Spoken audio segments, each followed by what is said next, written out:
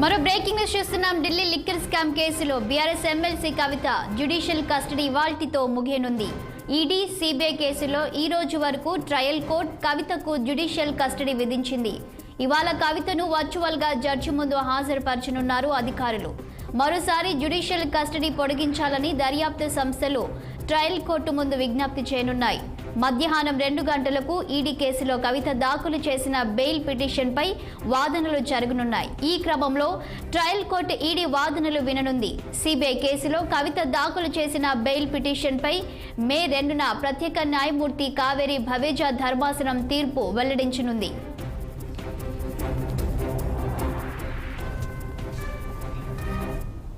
ఇక దీనిపై మరింత సమాచారం మా ఢిల్లీ ప్రతినిధి అశోక్ అందిస్తారు.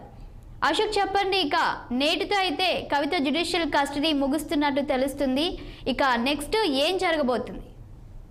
ఢిల్లీ లిక్కర్ కేసులో ఈ రోజు కవితకు సంబంధించిన judicial custody ముగినుంది.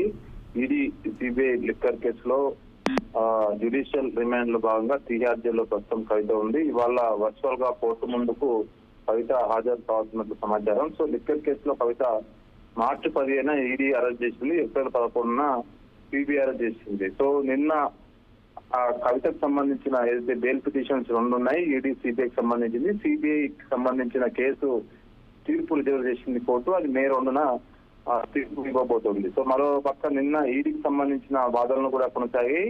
So Sarath Chandra Reddy, Abhishek Boinpally ఏదైతే కవితకు సంబంధించిన సన్నిహితకు సంబంధించిన ఆధారాలను పట్టి కవితకు బెయిల్ పిటిషన్ ఇవ్వద్దంటూ ఈడీ ప్రధానంగా ప్రస్తావించింది. సో ఈ సందర్భంగా కవితకు న్యాయవాదులు కూడా ప్రస్తావిస్తూ లిక్కర్ కేసులో ఎలాంటి ఆధారాలు లేవు, ఆమె ఏదైతే శరత్ చంద్రారెడ్డి గానీ, అభిషేక్ బోయిన్పల్లి గానీ వీళ్ళంతా అప్రూవల్ గా మారిన తర్వాత వాళ్ళకి బెయిల్ పిటిషన్లు వచ్చాయి. సో ఈ రాజకీయ కక్ష సాధింపులో భాగంగా జరుగుతుందంటూ కవిత తరపు న్యాయవాదులు వాదించారు. సో కేసు ఈ రోజు 2 గంటలకు వాయిదా వేశారు. సో 2 గంటలకు ఈ కేసు మళ్ళీ ఈ రోజు విచారణ జరిగే అవకాశం ఉంది. మరోపక్క జ్యుడిషియల్ కస్టడీకి ముగిసింది కాబట్టి దానిపైన కూడా ఈ రోజు ఈడీ అధికారులు, సిబిఐ అధికారులు ఆమెను కోర్టులో హాజరుపరుస్తారు. సో దాని మళ్ళా జ్యుడిషియల్ కస్టడీ చేస్తారా, మళ్ళీ బెయిల్ ఇస్తారని మాత్రం మనం మధ్యాహ్నం వరకు వేచి చూడాల్సిన అవసరం ఉంది.